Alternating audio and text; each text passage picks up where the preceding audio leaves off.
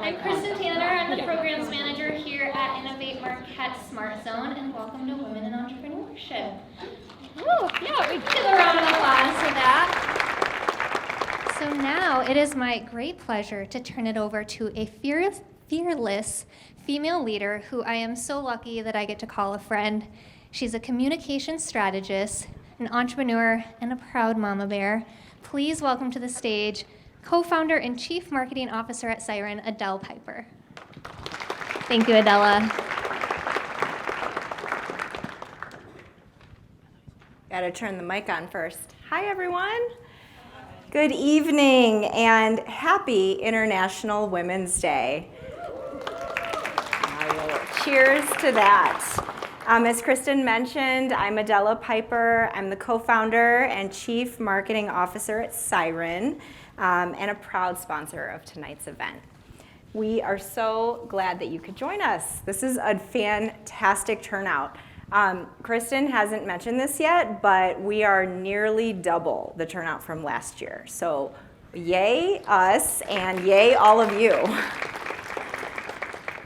So through its programming and services, Innovate Marquette seeks to thoughtfully and powerfully connect our entrepreneurial ecosystem to make a business community that is inclusive and approachable for all innovators, entrepreneurs, and business owners. Let's think about inclusive and approachable and also think about the free childcare tonight. Like, hello, right?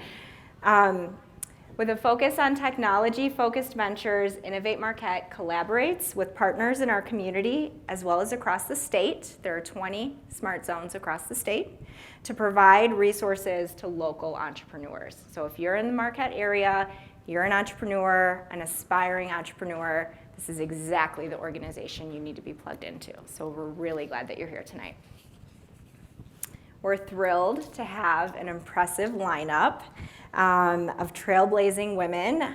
I've just met most of them for the first time this week in preparation for the event tonight, and I can vouch, they're awesome. You guys are gonna enjoy yourselves. We're eager to hear from them, as I'm sure you all are as well. And before we dive in, we just have a few quick announcements. So this is meant to be an interactive evening. We invite you to get involved in the discussion. So following the cash flow presentation and the panel discussion, we'll open it up to live Q&A. And so after the cash flow discussion, we'll have Q&A about that. And then after the panel, we'll have Q&A about that. So if you have a question, there are some Innovate Marquette staffers around. So if you do find yourself with a question, just raise your hand. Somebody will come over and get you hooked up with a handheld mic so that we can all hear your question and the answer as well. So start thinking of questions that you might predict that you'd like to ask. Let's see here. Raise your hand. Yep, got it. Definitely want to say a special thank you to partners who made tonight possible. It goes without saying that Innovate Marquette is proud to support and celebrate women-owned businesses, but we definitely want to shine a light on one of them in particular who had a tremendous impact on tonight's event. I've alluded to it already, but a big thank you to Britta Carlson and her team at MedProShares and Epic for providing on-site childcare. Yes, that deserves a round of applause for sure. I think I saw, is Britta in the room? There she is. Yeah. Hi, Britta. You're awesome. As a mom, I know firsthand how challenging it can be to attend events like this.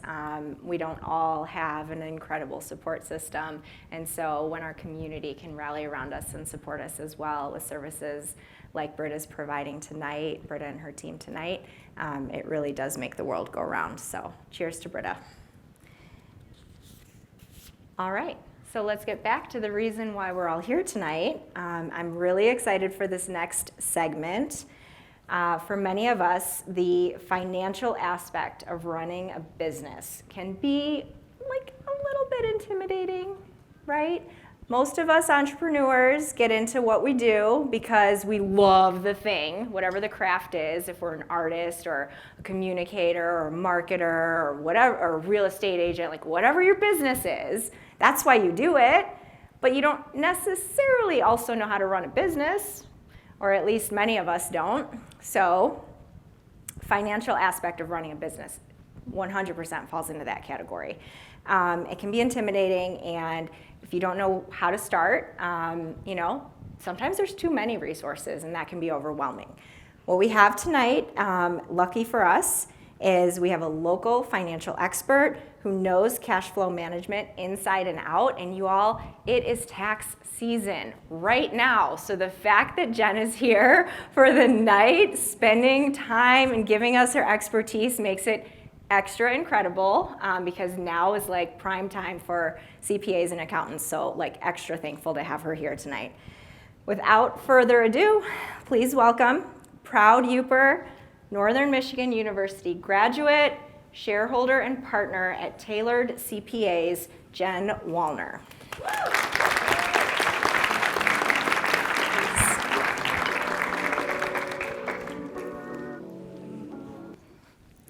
Thank you, Adela, for that introduction. I am very honored to be here on International Women's Day. And while I can't say that I'm excited about public speaking, I was asked tonight how many presentations I do, and the answer is none. Never. First time. But what I can say I'm happy to do is to talk to you guys all about an exciting topic and a very important one, and that's cash flow management. And it really pertains to everybody. So whether you own a business, whether you are looking to purchase a business, or even if you handle your own personal finances, you need to understand cash flow. So I was like, I might screw this clicker up a bunch of times tonight. But in my daily work as a CPA, my firm, Tailored CPAs, focuses on helping business clients grow. And the one item that is paramount to any business is managing their cash. So the question really is, what is cash flow? And cash flow is the amount of cash and cash equivalents, such as securities, that a business generates or spends over a set period of time. So that's the definition. It's pretty boring, right? But what does it all mean? So what we're going to do is we're going to take a deeper dive into the three elements of cash flow that are important in the accounting world. So there's three main elements of cash flow. The first, and probably the most important element of cash flow, is cash flow from operations. And what are your operations? Your operations are your increase and decrease from revenues and expenses. Pretty simple. The next element of cash flow is from investing. And investing comes from the inflows and outflows from the sale or purchase of assets or a business segment. And last, the third item is cash flow from financing. And we get financing from the inflows and outflows of business debt, loans that you may have in your business, or inflows and outflows of shareholder dividends and or any stock transactions that you have with shareholders or potential owners. So the first item of cash flow is operations, and we're going to look at this one in a lot more detail because, as I mentioned, we think it's the most important. So revenue. Revenue are your sales. It's how you get your money in the door, right? Pretty simple. So it's the collection from the products that you sell or the services that you provide. Or if you own rentals, it's your rental income. It's any inflow of cash you have coming into your bank account. And this increases your cash. A couple things that go along with revenue are collections. So you need to understand how you collect your revenue in order to manage your cash flow. So, for example, if you had more than one drink tonight at the bar, you gave the bartenders cash, right? They recognize that transaction immediately. They have the cash in their bank account today. They have it. There's no timing difference. It's the perfect scenario for a recognition of income. But what sometimes happens is it's not immediate. So for instance, let's just say that you sell, let's say, dog food, and you sell it to wholesalers. But your wholesalers don't pay you for 60 days. So you got rid of product that you had to buy, but you're not going to collect that cash from your customer for 60 days. It's a long time, right? So it's a big deal if you don't understand the aspects of cash flow. And really, you should know what the industry that you're in suggests as a suitable timeline for collection. And if you're not meeting the industry standards, you're going to have to make a change so that you're coinciding with what the industry suggests. So if you need cash because those customers are paying in 30 plus days, what do? How do you speed up your collection process? Can you speed up your collection process? And you can. Most people do it by discounting. The other option is you can accept credit cards. And as you probably all are aware, if you own a business, you have to pay a fee if you accept credit cards. So that may not be in your best interest if you're having cash flow problems or cash problems, because now you have to take into account that fee when you're calculating everything else. So you can give customers a discount for paying early, and the most common one that we see is a 2% net 10. So if they pay you within 10 days, you're going to give them a 2% discount. But remember that now you just took 2% away. So you really have to understand the collection process, how many days it's going to take you to get that revenue in, and what everything else is.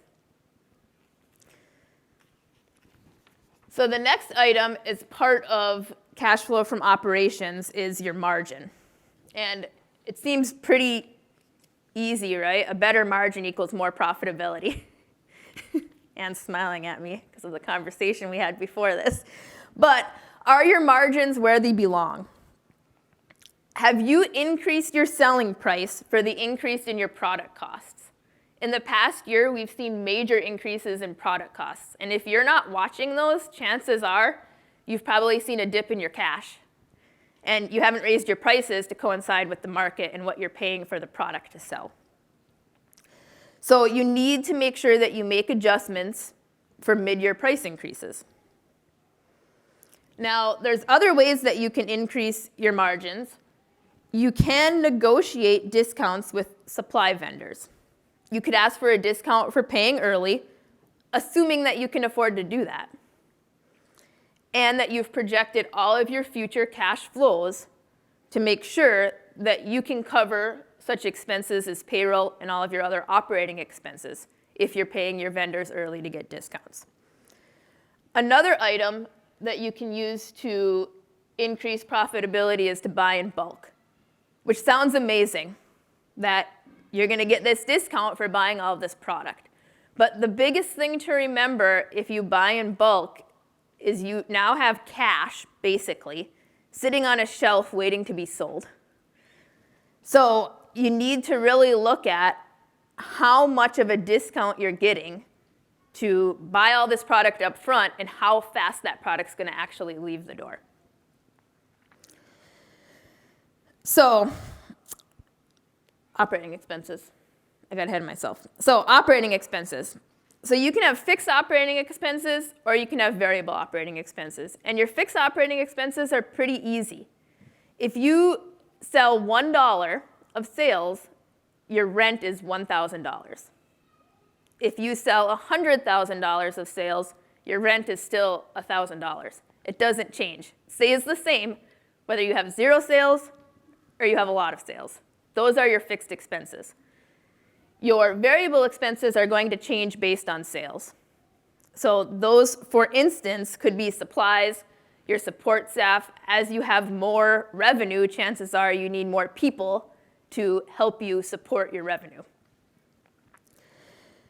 The other thing that becomes important when we talk about cash flow is understanding your break-even point. And this is crucial. So that basically you need to understand what your sales goals are for either the month, the quarter, or the year. And probably all of them, actually. But For example, if you know that you need to sell 80 gym memberships to break even, you should also realize that for every one membership you sell over 80, that is going to be cash above zero. And it's going to cover whatever else you want for yourself, right? In other words, that extra membership that you go out and sell, that money is yours. So we've discussed revenue, expenses, but what do all of these things look like on a financial statement? I know, we're going to get kind of boring, but I like this stuff. So, financial statements. So this is a pretty easy profit and loss statement. Most of the time they are way more detailed than this, but we're trying to keep it simple, right? So this business grosses $1.2 million of revenue, and their cost of goods sold is $600,000. Their gross profit, their margin, is $600,000. They make 50% on everything that they sell. That's amazing. I'm sure we all would love to make 50%, right? They have $400,000 of operating expenses, and that brings them down to net operating income of $200,000. But don't forget about taxes, right? So assuming that this is a C corporation, we're going to have a 21% federal tax and a 6% state tax. So we're going to pay $54,000 in tax, which brings us down to a net income of $146,000. So $146,000 is great. I bet we would all want to own this business and make $146,000. So the other item that's part of a financial statement, mind you, there could be a lot more than this, but the basics is a balance sheet. What the balance sheet shows you is it shows you what you own, everything that is yours, what you owe, your liabilities, what you owe to people to have all of those assets, and what's left over, which we consider equity. It's what the stake that you have into your business, what it's worth to you. Everything that you've left in there is considered your equity. So this is a very strong balance sheet. We have almost $300,000 of equity and $200,000 of cash. And as mentioned in the previous slide, we made $146,000. That's great. So we've covered cash from operations, but there's two more elements to that cash flow management tool in the accounting world. And the second one that we briefly discussed to start was cash flow from investing. So investing activities. Traditionally, this element focuses on outflows. Investing is what you're going to put back into your business to maybe get more revenue, get better equipment or assets, something. You're investing money back into the business that you have. So inflows, while they happen, they're somewhat rare, but they can normally come from the sale of any asset that you have or even a business segment. So investors, if someone's looking at investing in your business, this is probably the area of the cash flow statement that they're most interested in, because they want to see how you're investing in yourself, and they're monitoring the activity in this section to do that. One important part of this, I talked about assets. So what capital expenditures does the business need to operate? What equipment do you need? Have you set a standard capital expenditure budget for the year? Do you know what it is? You should. But in an example of a business with a lot of heavy equipment needs, if that business who operates heavy equipment has little to no investment cash flow on their cash flow statement, it's going to be a red flag to any investor. And the reason for that is if you're not investing in your fixed assets with large, heavy equipment needs, the current owners, you're leaving them with a liability, to sum it up, because those current owners or whoever is going to come in and buy your business have to purchase new assets. Normally, they last, 3 years, 5 years, maybe 7 if you're lucky. So if you're not continually investing in your capital expenditures, your assets, your equipment, to keep them at their current levels, the person coming in and buying it is going to need to, which is why it's important to them. The final element of cash flow, although it's last, it is equally important to all the rest, is cash flow from financing. And banks love you if you get financing, right? I don't know if we have any bankers here, but loans. So loans are going to increase your cash flow. You go to the bank, you get a loan, they're going to increase your cash flow, which seems really great.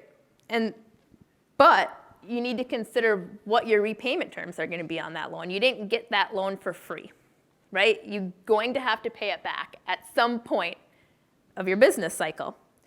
So it's very important when you get a loan from a bank to understand your repayment terms and negotiate them, because incorrect repayment terms on loans could have an impact on your ability to pay expenses timely.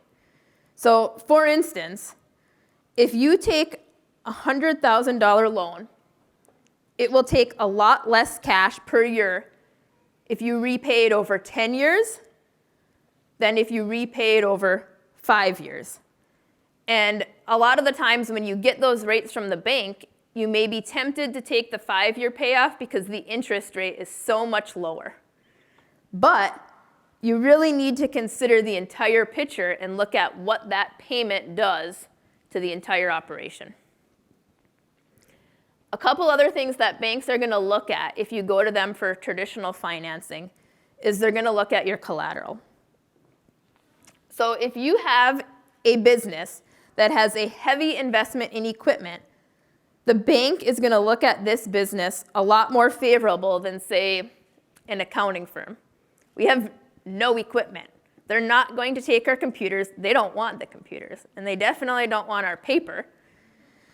But when there is not something tangible that the bank can take if you default on your payments, you're more risky to the bank. They have nothing of yours that they can take from you, which is why your personal financial position is also important when it comes to getting financing. Having a high credit score and keeping your financial affairs in order will be very important when looking at financing options with any bank. And if you didn't already guess this, the repayment of any business debt is a decrease to your cash flow. So we've talked about all the elements of cash, but what do all of those elements of cash actually mean? And how do they play into the big picture of your overall financial position when it comes to a business?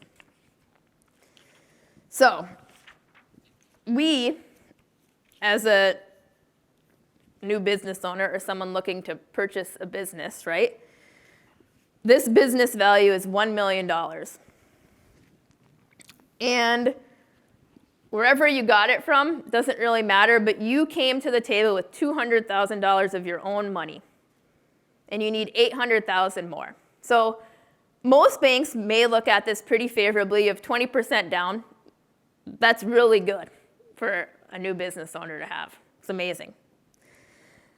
So you negotiated a 6.5% interest rate with the bank.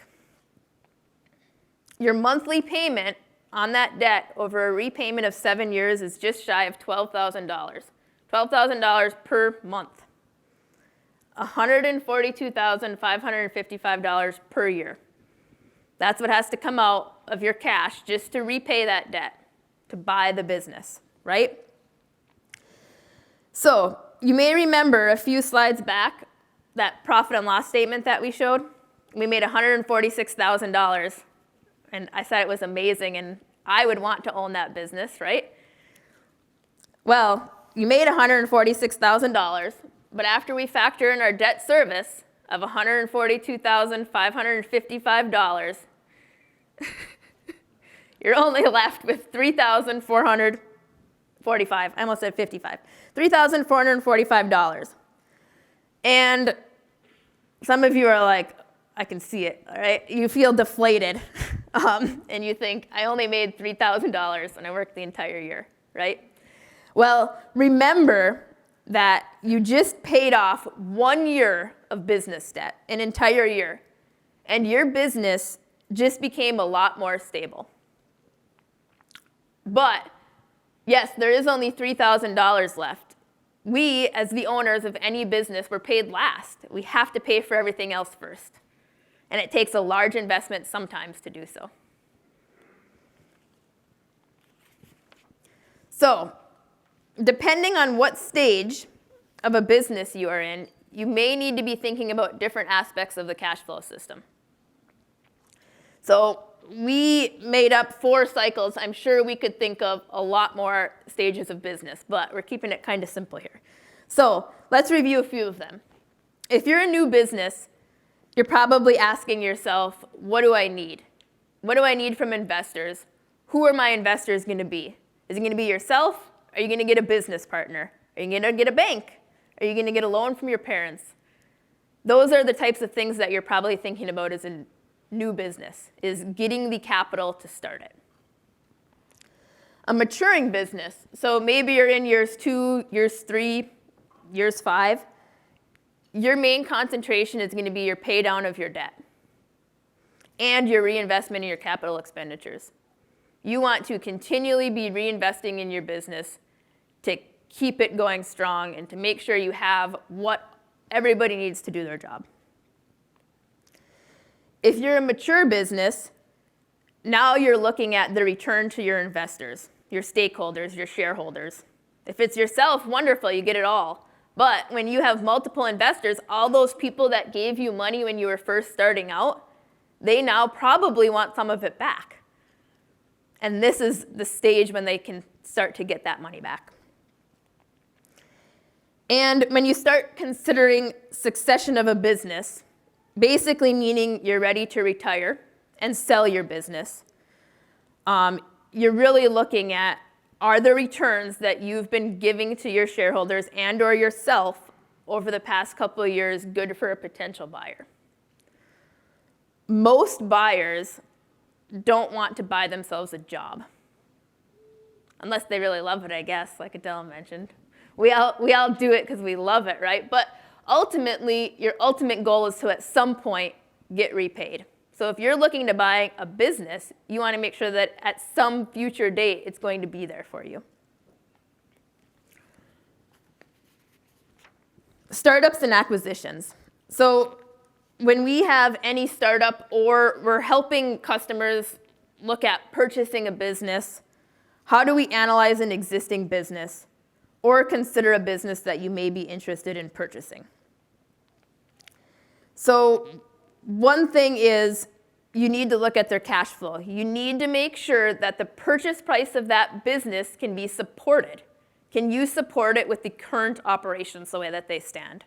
Yes, I know you might change this and you might change that, but you change one thing, it's not going to happen overnight. I think most people in business know that it takes time. So you need to understand their current cash flow situation. And how do you determine a current business operations cash flow? Without getting into the weeds on it, it's the sum of the net income, the depreciation, and amortization. Basically, you're taking the non-cash items on the income statement that's presented to you and adding them back.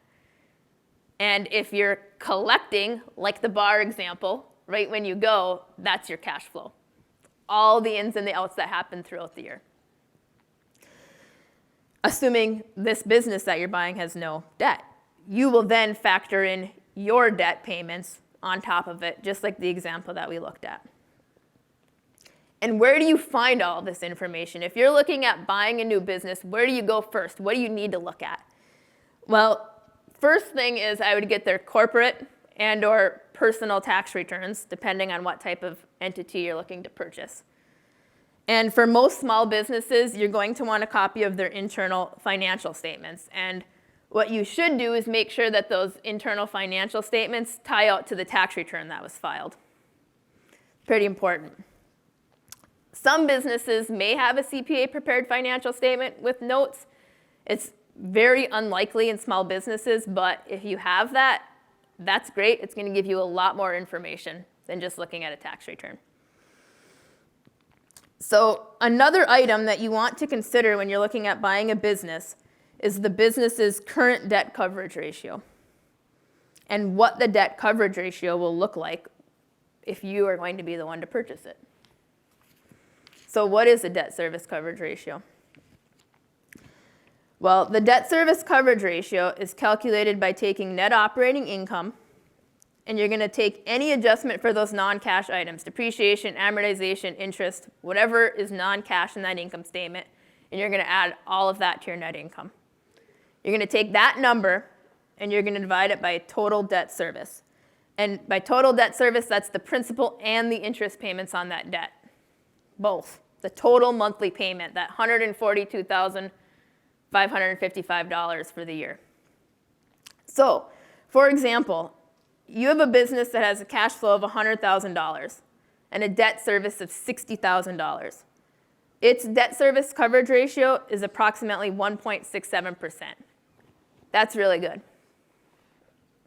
Traditional bank financing, if you're going to a bank to get a loan, most of the time they want to see a debt coverage ratio not less than 1.2.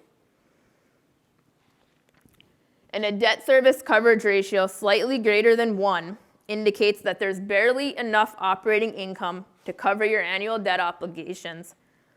And while a calculation less than 1, it indicates potential solvency problems, meaning you don't have enough cash left over to pay your bills. So, I forget what's next, resources.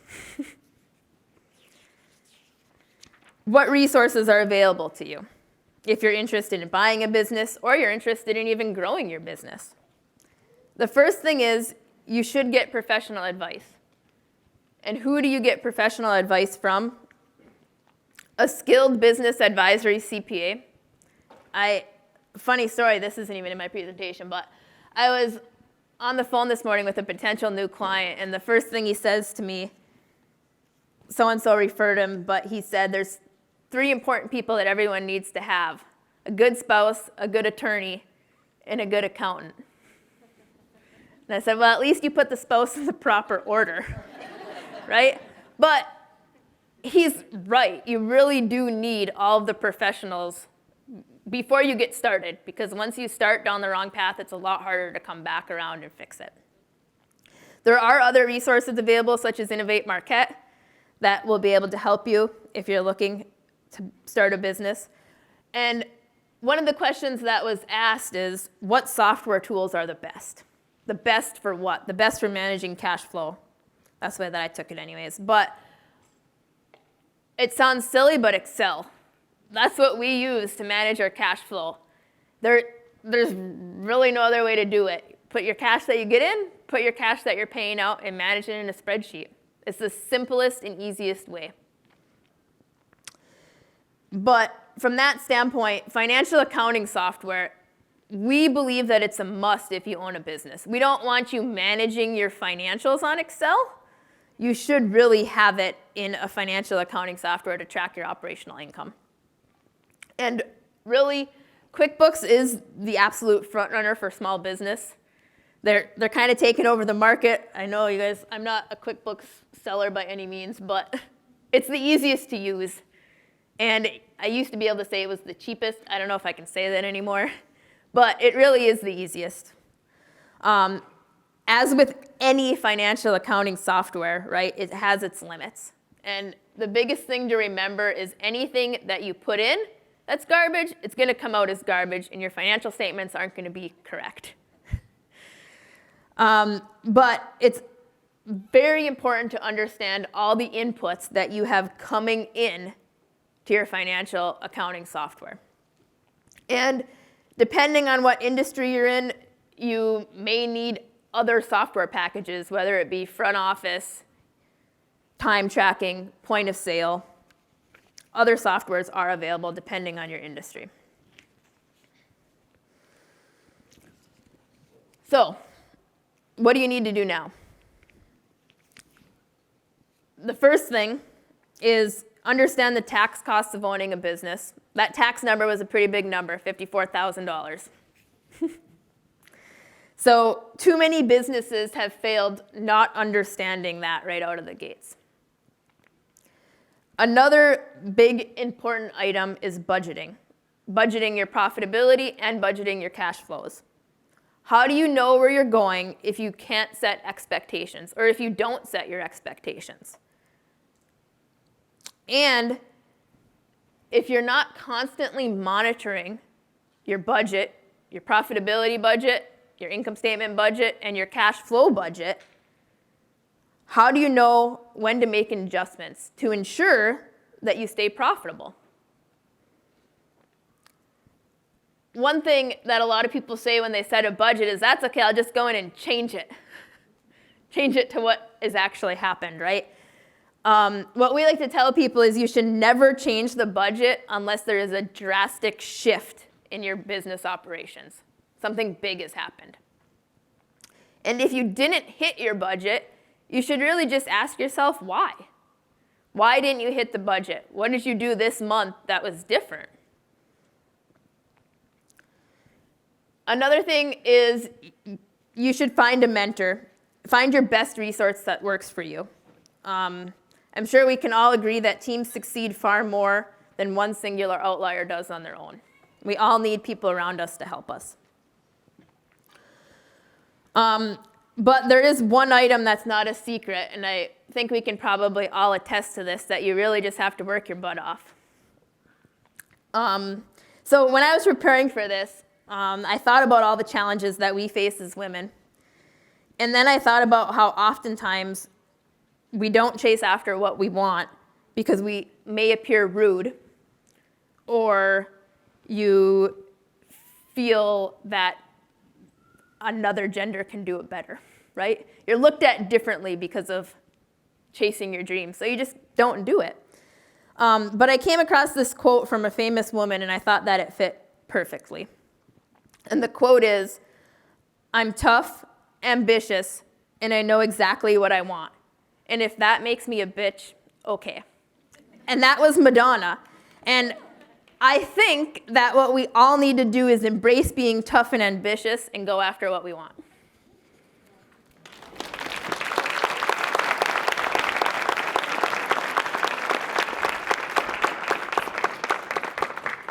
Okay, so I missed my cue because that quote was like getting me. Thank you, Jen. I appreciate that. I'm sure everybody in the crowd does as well. We have opportunity now for some Q&A. So first of all, is there a burning question? And if not, I'm going to get things rolling a little bit. Yes, Stephanie? So a lot of what you said had bank in it, but what do you do when you have family that is involved in the financing? Excellent question. I think it depends, right? Most family members probably want to get paid back at some point. The positive about having a family involved versus having a bank involved is they may be a little bit more, what's the right word, manageable when it comes to the interest rate. They may give you a lower interest rate. They may give you a way longer repayment term. And the biggest thing is that you get it documented and you actually set up a note agreement with them. You make it formalized just as you would as if you were going to a bank. Yeah. But you do have a lot more opportunities having a family member involved in it because your payments can be a lot less. Sure, that's a great point. So I'm curious, how many folks in the room are currently entrepreneurs? Yeah, okay, awesome. That's a fantastic amount. And how many are aspiring entrepreneurs? Like one day you're gonna do the thing. Okay, yep, I see you. Okay, so my question then, to prompt the next question, is who kind of finds themselves in the situation where maybe you're on your own, maybe you haven't involved a bank, maybe you have like a day job still, and you're kind of doing this thing on the side. And I wonder what implications that would have from a tax perspective. But is there anybody in that situation right now who's kind of doing the thing on the side? And I wonder, do you have, knowing that you've got Jen here and all of her knowledge at your disposal, like, is there a question based on it not being your major thing, you're not making 1.2 mil, you're not involved with a bank necessarily, what questions do you have? I mean, if I'm understanding that right, 1.2 means you only have the 0.2 to cover payroll, cost of goods. Like, it's literally your debt times 1.2 is your total revenue? No. No. So it's your debt times 1.2 is your net income after add backs for all your non-cash items. So if you're looking at a profit and loss statement that, I'm going to make up numbers, hopefully they make sense, but that has $100,000 on the bottom line, and you have $50,000 of depreciation on that financial statement, you're going to take your $100,000, add back your 50, and that's your $150,000 of quote unquote cash. And you have that much cash to cover your debt service. So it's after you've paid for all of your goods. Yes, you got it. Gotcha. And then, if I might, one more. I've also always heard a multiple of EBITDA, and it always seemed to be an extremely incomplete picture to me. Any kind of just quick thoughts on that? Hold on, does everybody know what EBITDA is? Okay. Okay, so the question is that, or let me paraphrase here, see if I got it. Basically, so EBITDA, and we'll hear from Jen on what that actually means. It's an acronym in the financial world. And so the question is that the previously preconceived notion of that is like maybe a little bit confusing and a little bit incomplete. So Jen, what do you got? So first, EBITDA, for people who don't know what it is it's earnings before interest, taxes, depreciation, and amortization. It's like a pop quiz. She got it right. What are all those things? Yeah. Well, I'm not going to go through that, but that's EBITDA. So it's your earnings before the non-cash items, pretty much like I was discussing, right? So I think what you're asking, let me just make sure I understand, is you've heard in regards to business valuations that you take EBITDA and multiply it by some number, Yes. right? Which is somewhat true, and I'm not a certified business valuator, so this is just my knowledge of it. Every industry values businesses differently. So you could have a multiplier of 1. Sometimes it's one times gross revenue. Sometimes it's 4 times EBITDA. Every industry is different, so you're gonna have to look at the industry that you're in and follow what the industry guidelines say to do. And it's probably a whole lot of caveat emptor. I'm sure. So Yeah, probably Buyer beware. 52 pages of a business probably, valuation of yeah, it's stuff. probably like the famous "it depends" answer, and it's going to depend on if it's a distillery, or if it's a cosmetic surgery place, or if it's a construction business, and it's going to probably vary based on all of that. So, okay, so We did have one question over here. one question over Yes. here, and then we're going to have a little break after that, and then we're going to get onto the panel. But I would love to hear the question. Yeah, so I used QuickBooks for many years and basically found I was spending way too much time messing with it. So then I had someone else taking care of it. But actually the time that I spend prepping to hand everything over to the new accountant is amazing. I'm just like, oh my gosh, how much time can I spend doing this? And so my question is you probably can't answer this without getting into details, but is there faster ways of accumulating all of this? I mean, when a client comes into your office, do you say, hey, you need to be doing it this way? Or are there procedures that speeds that all up? Because I feel like, honestly, I spend probably 24 hours per year just collecting tax stuff to hand over to somebody. Yeah, probably. She agrees. Yeah, that sounds about right, Brian. Yeah, that sounds spot on. So, Jen, you're the expert, so I'm going to let you answer. But I will say there is a way for your tax professional, your accountant, your CPA to log into your QuickBooks, and that might speed things up rather than like you transferring and exporting things and sending them over. So that might be something to explore. Jen, do you have something to add to that?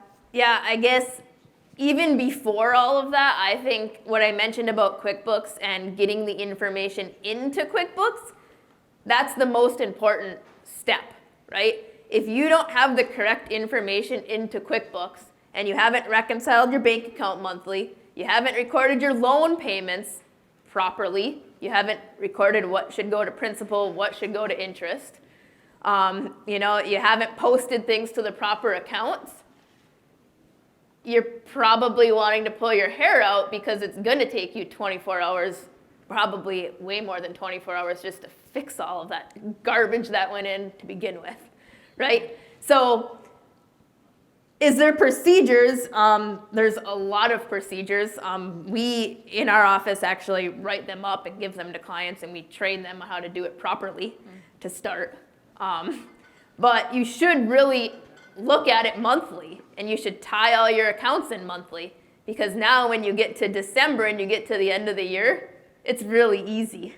And you know everything that you should have, because, well, I don't know how everybody else does it, but we ask you for everything on your balance sheet. Yeah. Every item on there, we need support for. And if you're tying it in monthly and looking at all of your financial information regularly on a monthly basis, which really you should be, because if you're not, chances are you're not managing your business at all, you're just working in it. Okay. No, I like that because you can get stuck doing the work, right? And the managing of the business. I mean, that's part of the responsibility you take on as an entrepreneur, is doing that stuff besides just the thing you're good at, right? That brought you there in the first place. Okay, so Kristen, how's our time looking? I think we could probably sneak in one more question. Okay, So whoever has a who's- burning question, raise your hand now. Who's like got the wiggly hand because it's such an important question? Ooh, we have one over. Oh, it's a toss up. I'll be generous with our time, Taylor, and we'll go with Shayna first. Okay. My question is, If you haven't talked to your bank about doing an auto reconciliation or linking your bank account direct to QuickBooks, can save a lot of time. And sometimes it's intuitive and sometimes it's not. Okay, got it. So it sounds like there might be a tech solution as far as linking electronically your bank to your QuickBooks and like kind of having the tech work itself out for you. That might be a time saver too. It would save on keying the information, but you still have to code it to where it goes. The bank has no idea. Okay, last question. Over here. as a very, very small business, when I want to update and invest in new equipment, is there a rule of thumb for a good time? Like if your gross is up or down, like is there what's a good way of knowing that it's a good time to invest and upgrade my systems to be more efficient and to gain more for the year? That's a really good question, and I wouldn't say that there's a general answer. Like anything, it depends. But, a lot of people upgrade their equipment because they're going to save taxes. So they're going to spend all this money on equipment just to save taxes, which really is stupid. I'm going to put it bluntly, doesn't make any sense, right? You have to consider where you're going, right? So you mentioned upgrading equipment to become more efficient. Well, how much more efficient is it going to make you? How much more revenue can you generate if you spend X amount on this piece of equipment? And depending on that answer, I might say, well, why haven't you already done it? It really depends on where you're at and what your cash flow and your business cycle looks like. Yeah. So maybe considering like tax situation last year versus how your revenue differs from last year versus where you're at this year, and those sorts of things are probably all considerations to take, but probably speaking with someone who's in this day in and day out and can really take a deep dive into your particular situation can give you more guided, more specific counsel in that way. Yeah. Great, thanks. And I All right. promised we'd squeeze in one final one because Okay. cash flow and finances is intimidating. So let's get these questions Okay, answered. yeah, let's do it. So mine is not related to cash flow, kind of. So Adela, you asked the question about who are our budding entrepreneurs in Yeah. here.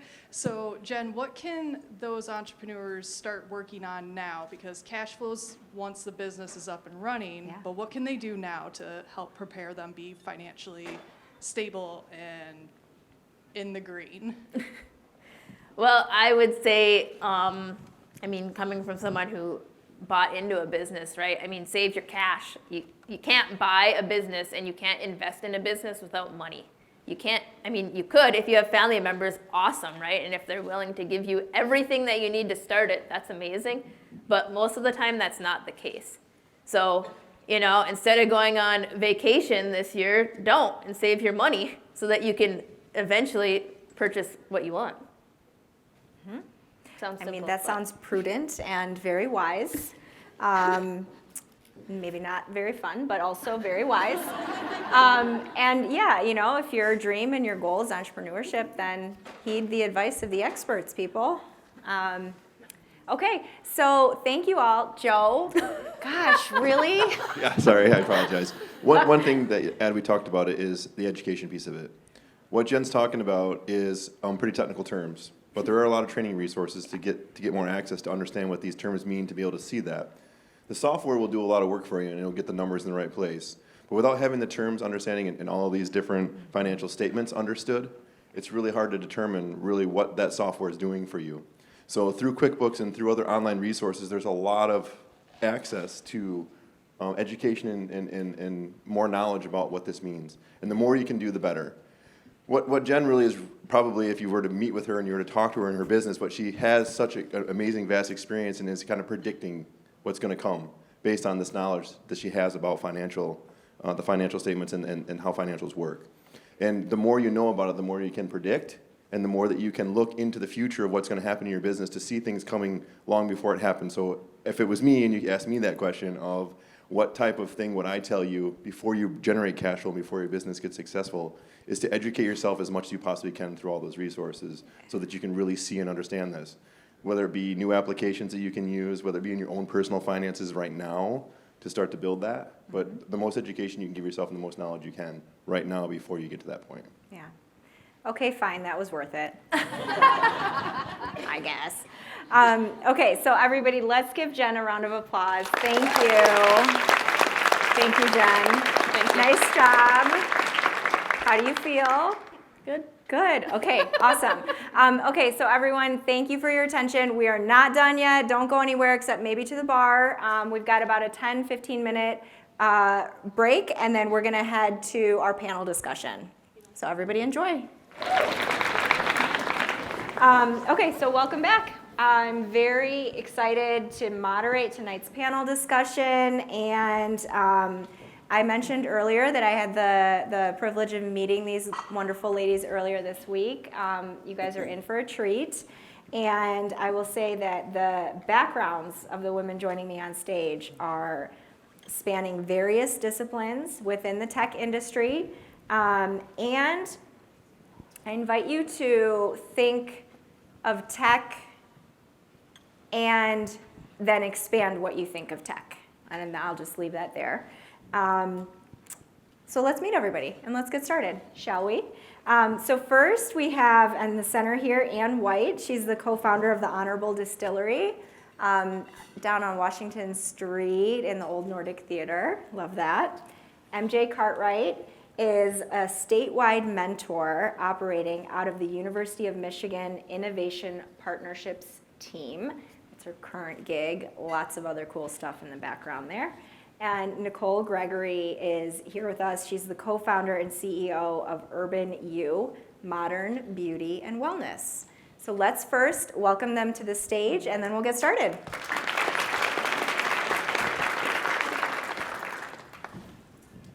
Okay, I managed to get up here without knocking over anything, so that's cool. Okay, let's start with you. Anne, tell us a bit about yourself and your background. How have some of the things that you've done in the past prepared you for life as co-founder of a distillery? So I was very much encouraged by my dad, actually, to do math, science, engineering. So I promptly decided I was going to get into creative writing. Sure, naturally. I finally figured out, though, what I was good at and ended up with undergrad in math and physics, and then got my nuclear engineering degree. And I worked all over the country, all over the world, doing environmental cleanup. So basically cleaning up after the bomb builders, pretty much. So after doing that for quite some time, kind of reaching as high as I could go in that career, I decided, okay, it's time to go back to Marquette, do a real estate development project that turned into a distillery. And what's kind of interesting about a still is a primary way in which we treat high-level radioactive waste is with an evaporator. What is a still? It's an evaporator. Well, shoot, that's full circle. Yeah, now, so some tours I don't always share that little association. It kind of depends on the company, but so it was really just STEM that it readily translates into the distilling process. Okay, and do you still creatively write? I do sometimes. Okay, good. Yeah, well, I write proposals. Oh, well, So- that counts. That counts. Okay, good stuff. So thank you for that. I'm sure there'll be more questions about all of those aspects going forward. So MJ, this next one's for you.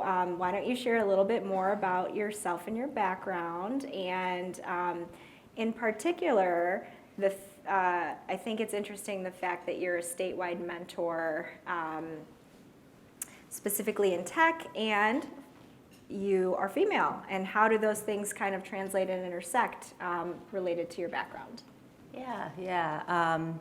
I got started in the tech space from Dad, not creative writing though. And he was an electrical engineer, and I got excited when I would go out and work with him on tanks at the tank arsenal. So it really was an entree and, a mentor for me, working with Dad, getting going and such.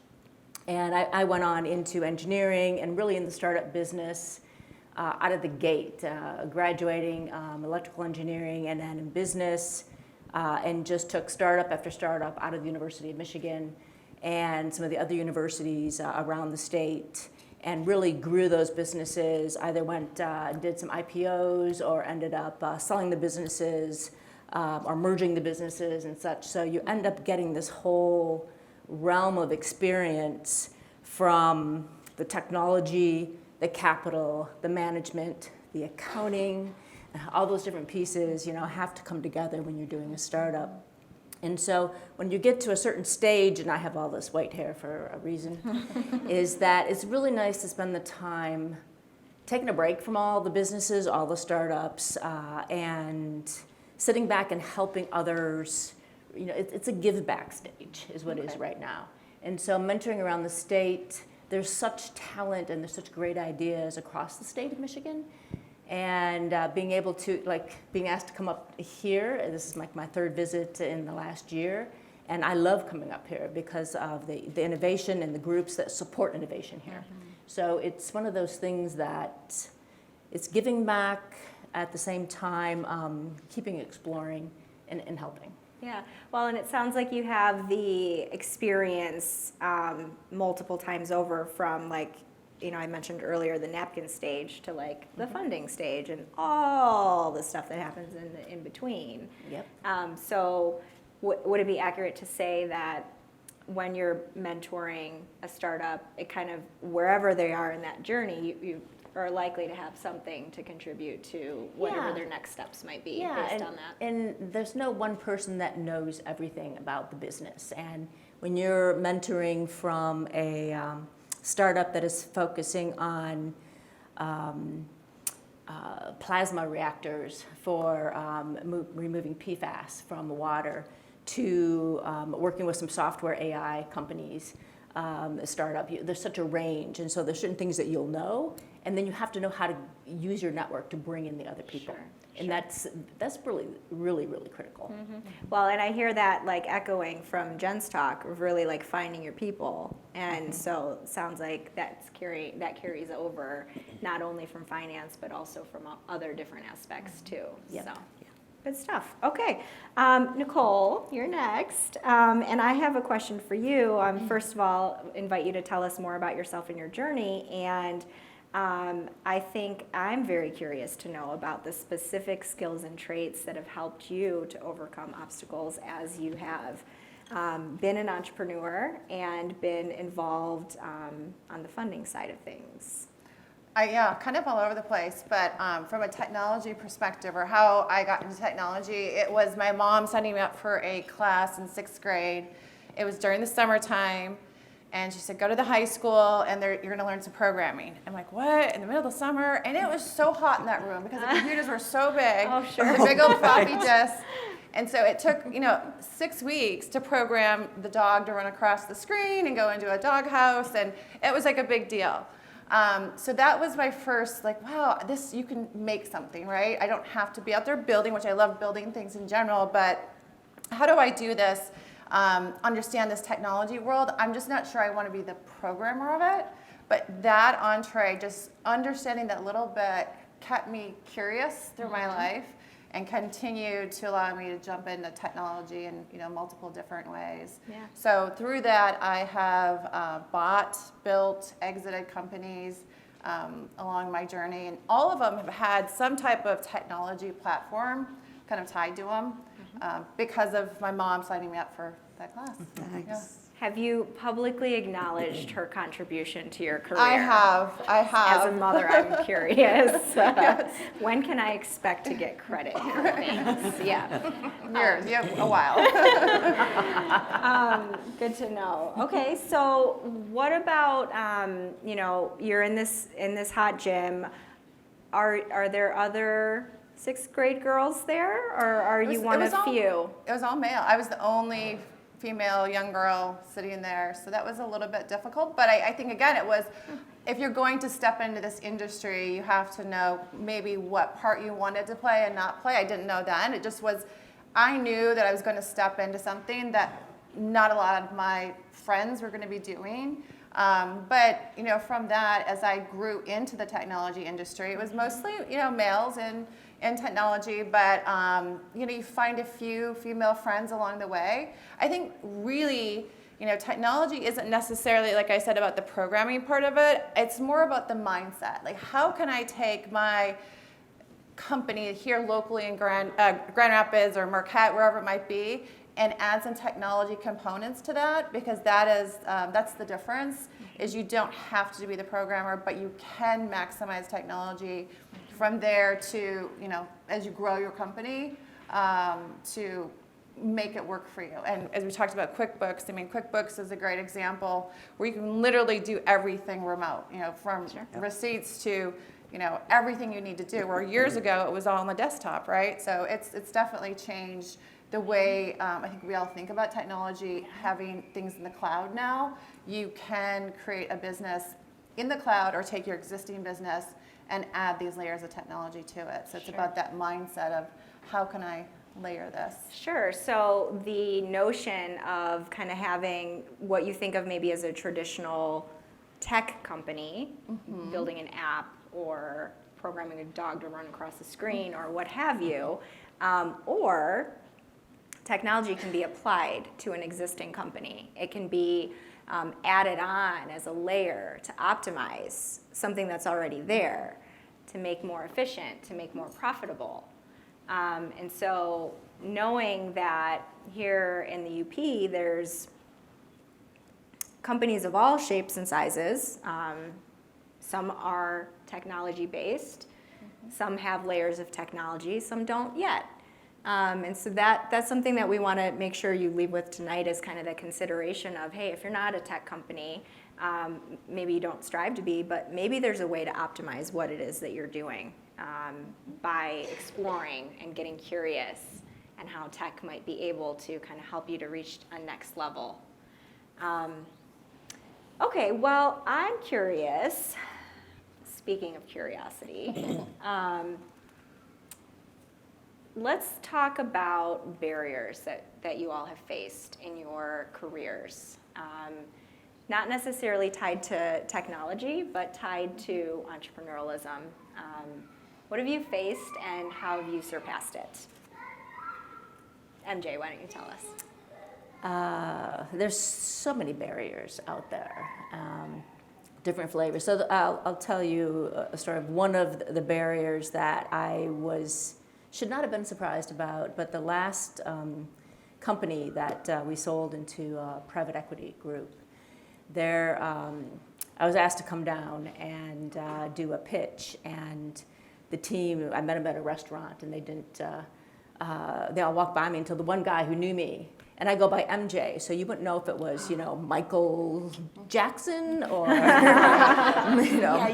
right? So, and they were like, oh, you're a woman. So like, obviously they didn't do all their homework, right? Sure. But it was all men, and then we got at the end of dinner going, well, the big pitch is, tomorrow, and it's at the country club, and this was a southern state, and I just had to ask, and they do allow women, right? And they all looked at each other like, we don't know. And it was, really interesting, and sure enough, they did allow women. But there was 30 men that I was pitching the company to, and then there was me. And it was, a private equity can be that way. But I was surprised that, and this was just in the last 5 years. Wow. So when you really think about just, moments ago, that when you look at how capital is and how acquisitions are made, and the dominance of one gender over the other is the barrier. You have to go in there just knowing that it doesn't matter to you, and it's hard to do that, right? You have to have that confidence, and once you can convey that confidence, you can get over the barrier, but it's not always that easy to do. Yeah. And that was just a very recent example. That's so recent. That makes me think of the factoid. Have not fact-checked, but I'm pretty sure it's correct. It was, 1978, which is not long ago, that you could be fired for being pregnant as a woman. It was perfectly legal. Like, what? And 5 years ago, you were passed by investors who didn't know to look for a woman. Yeah, they just assumed it was a man. So interesting. Well, I'll jump off that just a little bit because this was as of a few weeks ago. Same situation, private equity, lots of men, lots of young people right out of college. I'd say they're 5-6 years out of college, feeling like they know everything. And I know it's really true that private equity world, there's some type of shoulders back and we're this good and better kind of attitude. And so when you're getting those situations, as you were saying, it's really intimidating. And so as we heard earlier from Jen, if you can know the numbers of your business, it's really super sexy. It is so awesome to see someone who knows their business and knows the numbers. So going in with the confidence of this is our business, this is what we're doing. And their comment to us was, well, we talk to, Wall Street all the time. And I'm like, okay.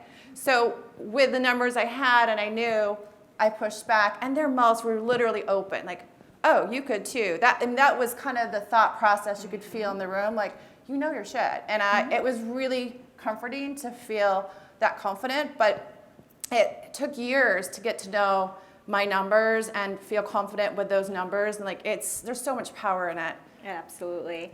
Yeah, we call that, in my company, we call that being the master of the numbers. Yeah. And it is like the most badass position. Yeah, it is. Is when you can master that and really just show up and be in command of it. There's power in it.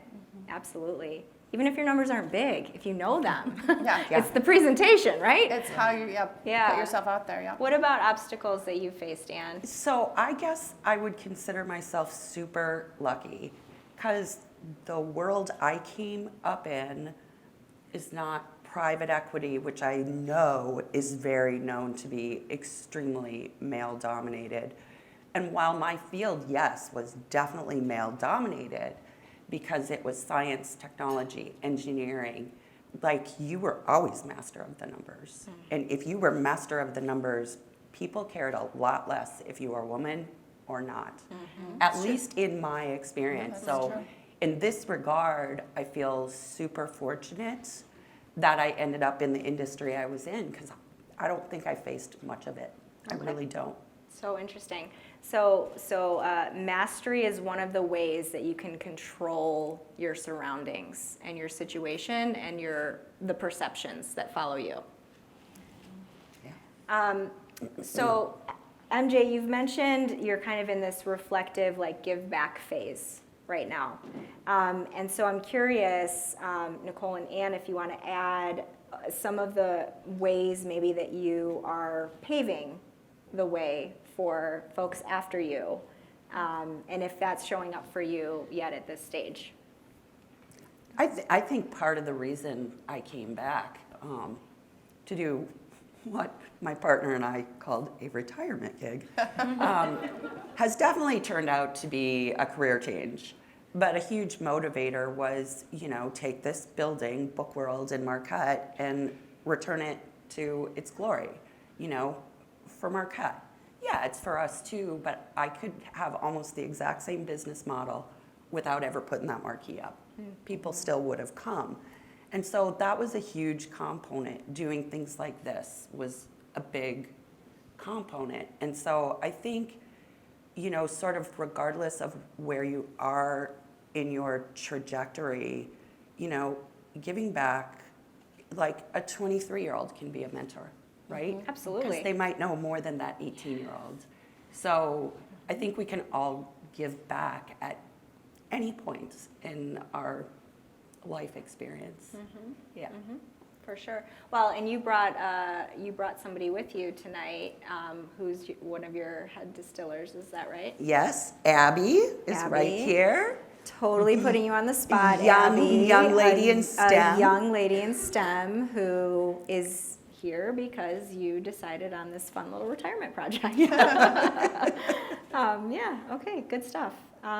What about you, Nicole? Is there something specific that comes to mind as far as kind of paving the way and helping the next generation along with you? Two things I would say. A 23-year-old to me is a mentor. So sometimes I don't know all the technology. So I'm like, can you help me with this? And it's not even just help, but it's help me with this thought process. Tell me what's going on in the world. How can we do better? And so I think it's really important to know you don't, just the older you get, you don't have to be the mentor. You can always be the mentoree. So like always be learning is super important. Otherwise you literally phase yourself out. And if you're, no one wants to be phased out ever, right? So keep learning. So we developed Customs House in Marquette, which is down by the lakeshore.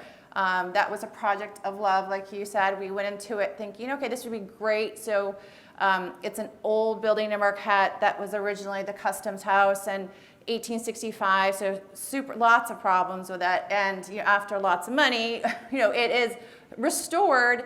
I think the thing is we didn't realize how much time, energy, and love was going to go into it. You do get to a point where it's not just a passion project. It is I want to do this for the community. Like, I don't want to see this building torn down. I want it to be something that I can be proud of, the town can be proud of, and so we do give back. I think that way just locally, but time and energy. I have 5 kids, so I feel like I'm the mentor to those 5 young adults all the time. But in my business, I have multiple businesses, but in Urban U, the one we're talking about, I think we focus on the individual and the empowerment of them. which can seem like a really vague word. Like, what does empowerment really mean? But I think if you get to know people in your business and get to know what's important to them, whether you have one employee or you have a dog as your helper, like, I don't really care who it is. I want you to know that how important it is to get to know them, because one, that builds a relationship, but two, you can empower each other. And that is the way that I feel like we're giving back, is just those relationship building, especially after COVID. We spent a lot of time building relationships and then empowering people on their journey. And so when we have our Monday meetings, we're not talking always work. It is a lot about, have you hit that bucket you said you were going to hit? Like, are you doing those things? Yeah. So I think that is the way you can give back in just small little ways, but it means a lot to everyone. Sure. Well, so there's a range of like a formalized mentee-mentor relationship. Maybe you find that like in a corporate structure often, or there's people who are in your everyday life who maybe know more than you, or who at least can just be like your body double as you're going through the hard things, right? So I encourage you all to definitely think about the way that you can surround yourself with people who are going to help in some form or fashion, either simply by being there for you or with a specific set of skills and sharing something. You know, Jen had mentioned finding a mentor in the CPA realm and in the financials. I'll say that when we added a CPA to our advisory board, that like was a total game changer, right? And helped us get that mastery of numbers. So I completely agree, having a more formalized relationship, especially when there's something that's very, very like technical, that can be a great way to go about it. Whereas, if it's more of a moral support thing, that maybe can be where you kind of ebb into the more informal type of situations and relationships. But really, I mean, nobody's meant to do this life alone, and that stands for business too. Okay, so we're going to open it up to questions really soon here, but I want to share a stat with you all. According to the latest PitchBook data, less than 2% of all venture capital in 2022 was allocated to startups with all-women teams. Less than 2%. This is venture capital, so not your parents giving you a loan, not the bank giving you a loan, but venture capital. Did any of you, in your multiple business endeavors, experience challenges when seeking funding? And how did you surpass those, if you did? Yeah. I mean, going after capital is, super important. Cash flow, at the end of the day. And just when you're pitching for capital and VCs or even simple angel pitches, is to a point that you made, that they don't always expect you to know what you're talking about when you're pitching as a woman. And when you're going in there, you really have to show you know what you're talking about. And the best way that the barriers that I've gotten over is when you're going in there, there is a humbleness because of you're asking for money, but at the same time, a confidence, and you don't just need money from anybody. You want the right type of money.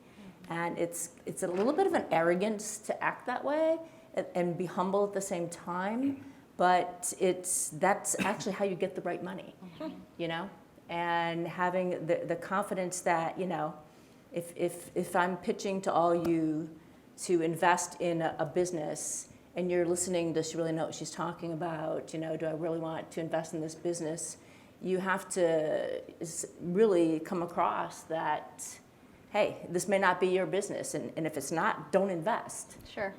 But hey, this is what the business is going to be. So it has to be a mutually beneficial setup. Mm-hmm. Yeah. In some ways. Yeah, and so it's a barrier to get it, and you're fighting the barrier that does she know what she's talking about? Can you teach us all how to be arrogant and humble at the same time? Because I'm super interested in that. How do you do that? I think we all have different ways we do things, right? So one is make sure that people are relating to what you're saying. Okay, so that's going to be the humbleness aspect. Sure. And then the arrogance is your mastery, to your point you made earlier. that you know what you're talking about. And if you're going to invest in my business, you know I'm going to take care of your dollars. Got it. So it's that balance. Sure. Yeah. Okay. So is there a lot of research that goes into a pitch as far as who the individuals you're pitching? Oh, yeah. Yeah, if you're doing it right. Yeah. Yeah. Sure. Yes, it's a lot of work. Okay. Okay. Well, I've got a few more questions here, but I'm curious, are there questions out in the audience yet? And if so, we can pivot to that. Who's got questions? Raise your hand and I'll come find you. Okay, I've got more, so no worries there. Can I add to MJ just for a Yeah, second? please do, of course. So I think an important trick to this might be to the arrogance, which allows you to feel humble, is allow others to credential you. So have others that are going to be going in there with you, going, oh gosh, this is why they're a rock star. Make sure your LinkedIn looks really, really good. No lying, but make sure it looks really, really good.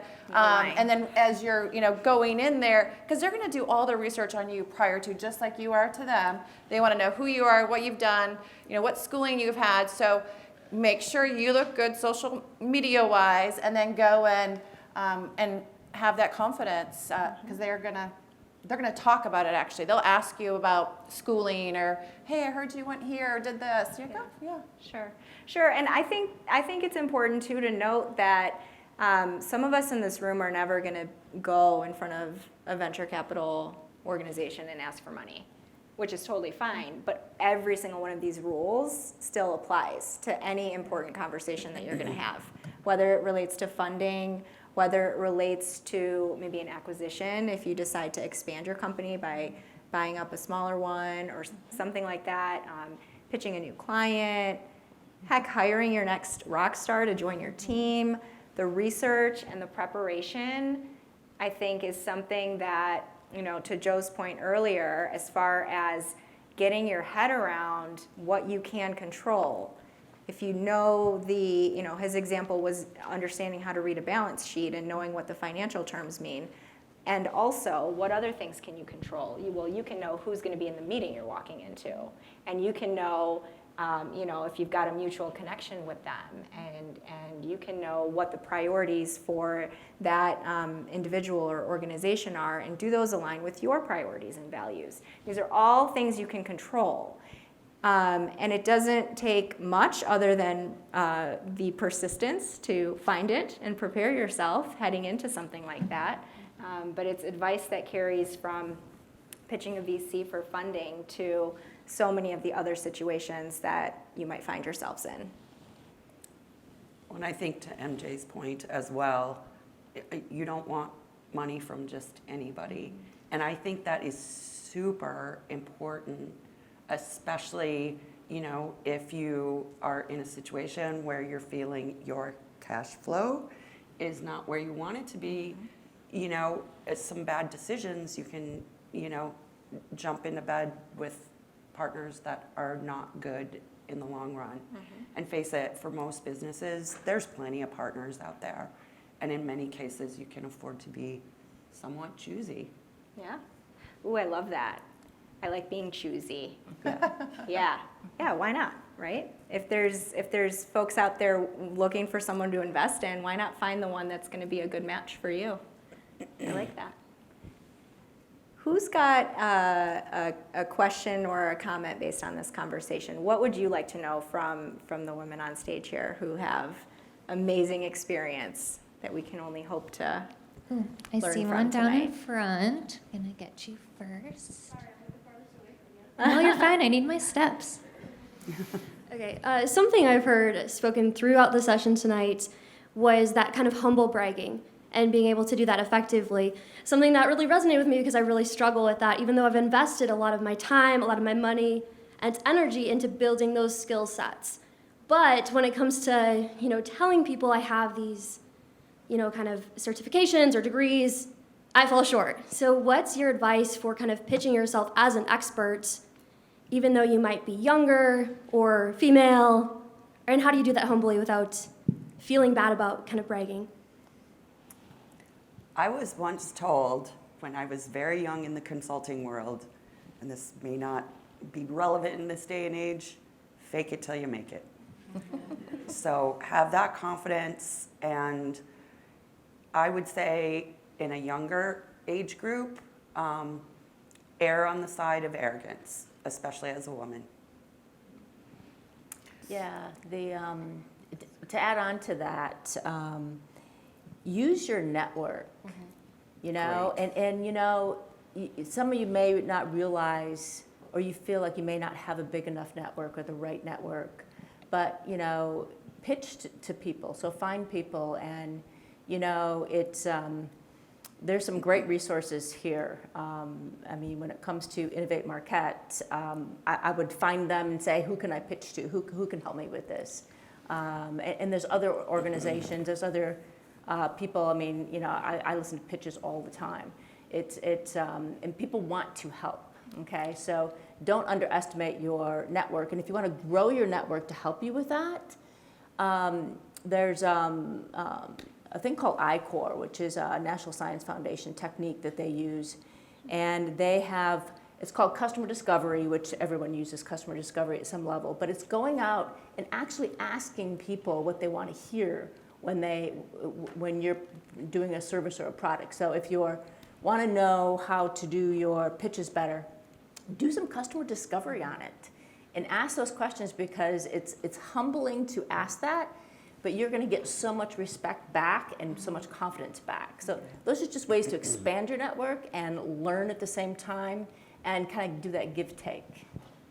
I would just say 2 ears, 1 mouth. I mean, listen more than talk. To your point and to your point, you know, make sure what you're pitching is what they want to hear. So we can be credentialed all day long and have a ton of certifications and background, and I've done this and I've done that, but make sure the person you're talking to, you know, asking them questions and really listening to what they want to hear, and then thinking, okay, how can I get them to hear me and what they need? So what do they need? And then just kind of weaving it in there nicely. I think it's what we've all kind of said in some way or another. Yeah. Practice. Yeah. I know Nicole mentioned that she's a mom, so I was just curious from the rest of the panel, or if you could share kind of how you feel your role as a female entrepreneur, but also your role as a mother. Yeah, it's so having kids in general is a lot. I mean, just how do you balance your day? And then also having 5, I sometimes am not sure how I got through it, but they're all 16 and above, so they're driving, they're good, they're safe.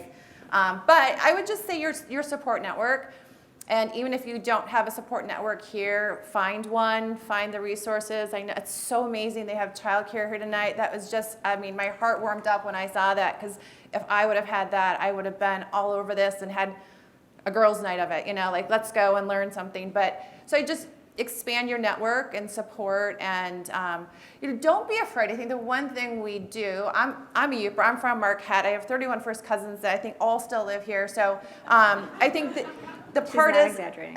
I'm not, but is that we are very humble as Yoopers, and we don't want to say we're paying for things. You know, I'm paying for a housekeeper. I have a house manager. I have someone who comes in to help me get stuff done. Now, it's only a day a week, but that one day, it's awesome, because my refrigerator's full, the laundry's, you know, kind of done. There's a lot of people in the house, so she can't do it all. But, you know, like, so, like, it's one of those things, like, don't be afraid to spend that money. And I know it's expensive, but as you get to a point, you have to have a balance. So can you take your time, which figure that out based on your, like, it's $100 an hour. Okay, now it's $150. If I spent $20 and someone coming in for 3 hours a week, that's $60.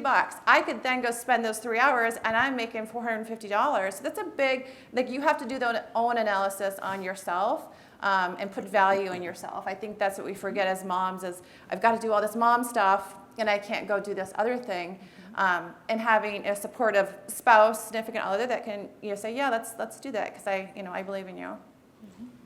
Great. I think, was there a question in the front, Aubrey? I don't know. Yep. All right, and then we'll grab Joe's next.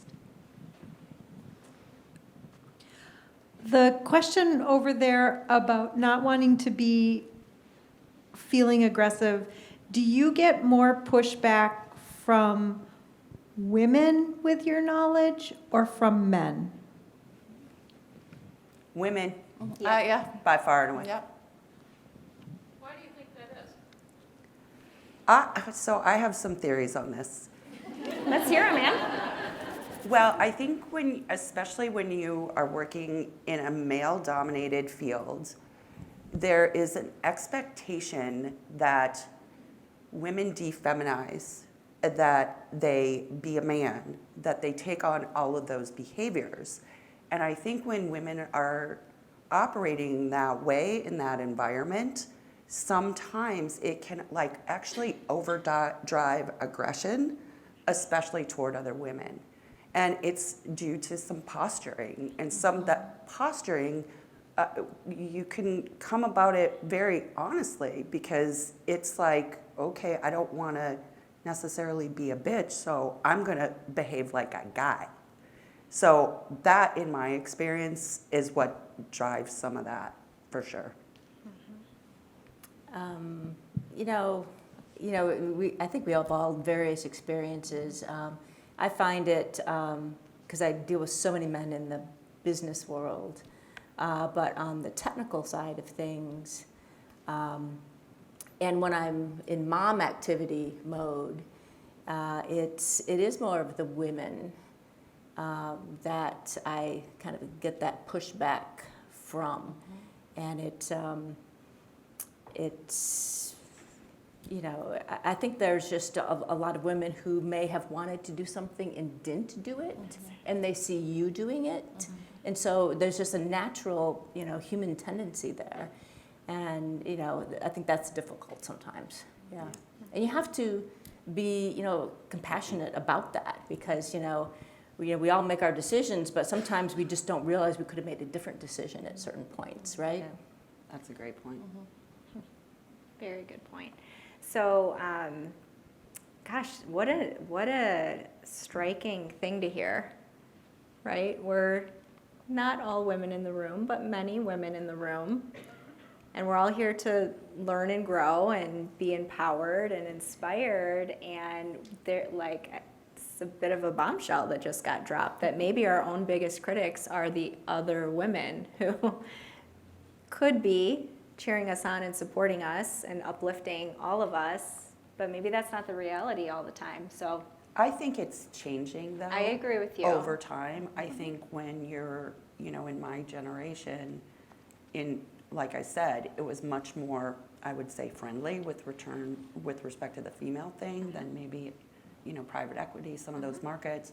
But there's still some of it there, and but I think over time, women more often now feel free to be women in the workplace, and that, I think, is changing is some of this, pushback from other women, and some of that culture that grew up for reasons from the past, but it's changing. So what we all have control over is how we prepare and how we react.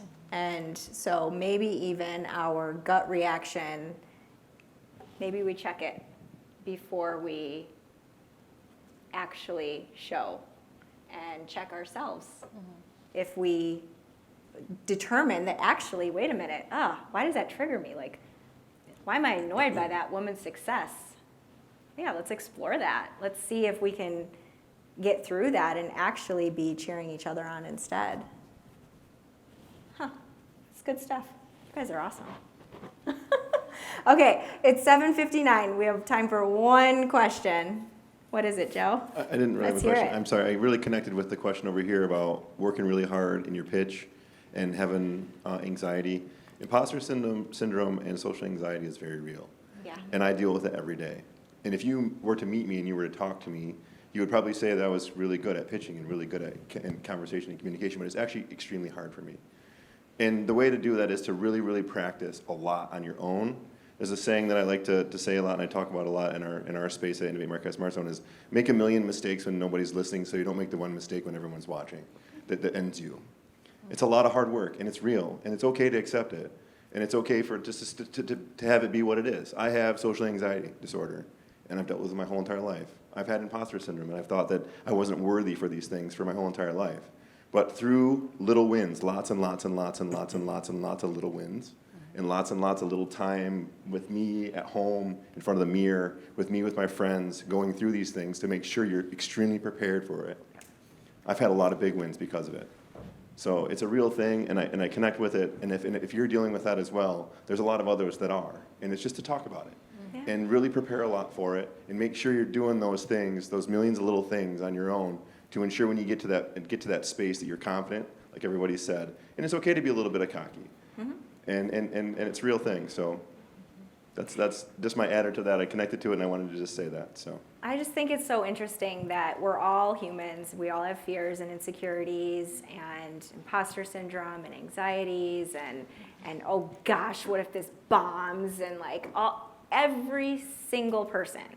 And if only we could be brave enough to just put it out there in the open more, I don't know, maybe we'd connect on that and not need to stay there for too long, right? Get through it together. At least in an ideal world, right? Let's do more of that. Let's all pledge to do more of that if we could. Okay, so you all, this night went by so fast, for me at least. It is now time to thank our amazing panelists. MJ and Nicole, thank you so much for being here, for all of your insights, for sharing. Thank you, Jen, for the talk earlier and the cash flow. I saw people coming up to talk to you, so hopefully they got some answers as well, and some good conversation overall. Let's give all of our panelists and our speaker a round of applause.